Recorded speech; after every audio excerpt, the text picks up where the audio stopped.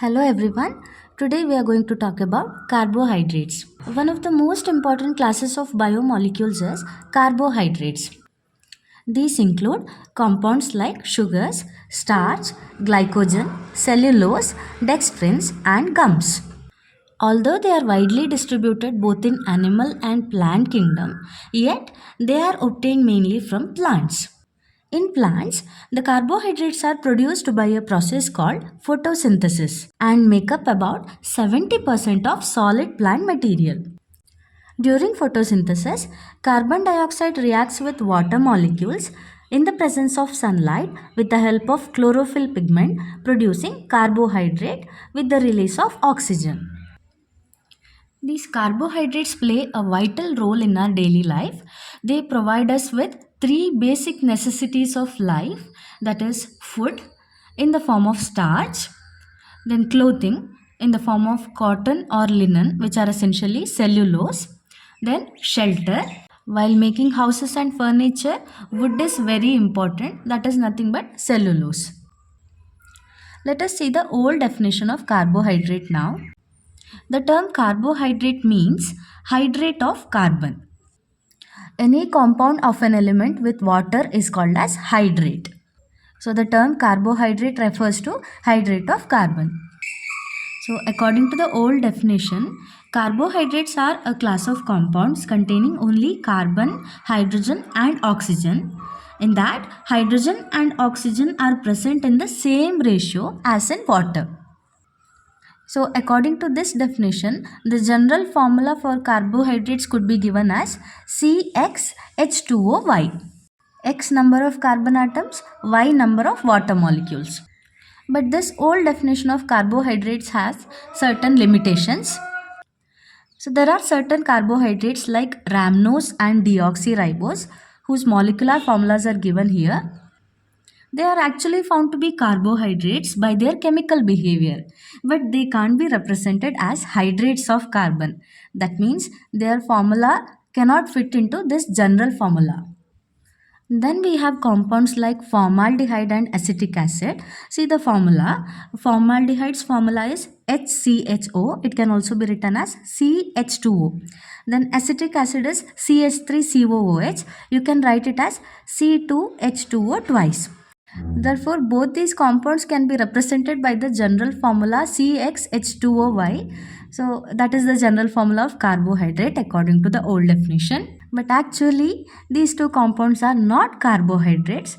But only thing is, they can be represented as CxH2OY. But they are not carbohydrates. So, this is another limitation of the old definition.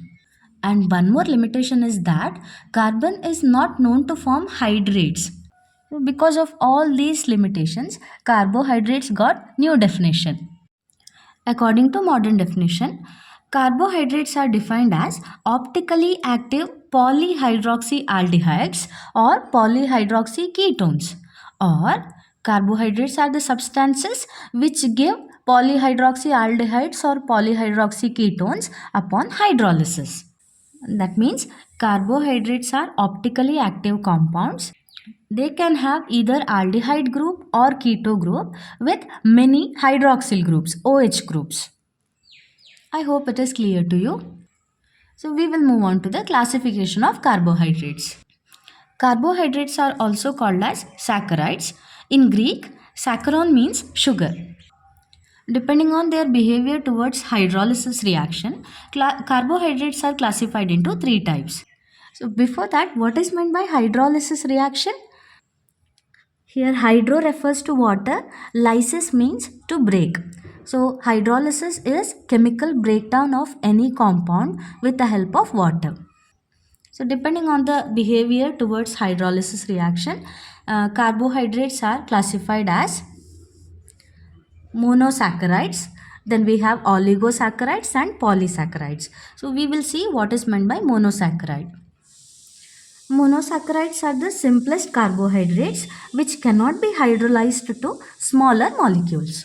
So even if you subject monosaccharides to hydrolysis reaction, it is not possible to break them into smaller units. The general formula of monosaccharides is CH2ON, where N is 3 to 7. Common examples of monosaccharides are glucose, fructose, ribose, etc. Next type is oligosaccharides. In Greek, oligo means a few. So oligosaccharides are the carbohydrates which give 2 to 10 molecules of monosaccharides upon hydrolysis. If you hydrolyze oligosaccharides, you can get smaller molecules anywhere between 2 to 10. Now, depending upon the number of monosaccharide molecules actually obtained upon hydrolysis, they are further classified as disaccharides, trisaccharides, tetrasaccharides, etc. Among these, disaccharides are found to be most common. So, if you get 2 molecules of monosaccharides after hydrolysis, you can call it as disaccharide. If you get 3, trisaccharide. If you get 4, tetrasaccharide, etc. A disaccharide upon hydrolysis gives 2 monosaccharide units. So they could be same or different. For example, sucrose is a disaccharide which upon hydrolysis gives 2 different monosaccharide units. One is glucose, other one is fructose. Whereas another disaccharide, maltose, upon hydrolysis gives 2 similar monosaccharide units, 2 glucose molecules only. That was about oligosaccharides. The third type is polysaccharides. As you all know, poly means many. So a carbohydrate which yields a large number of monosaccharide units upon hydrolysis can be called as polysaccharide. For example, starch, cellulose, glycogen, gums, etc. are polysaccharides. Here is the general formula of polysaccharides: C6H10O5 n times.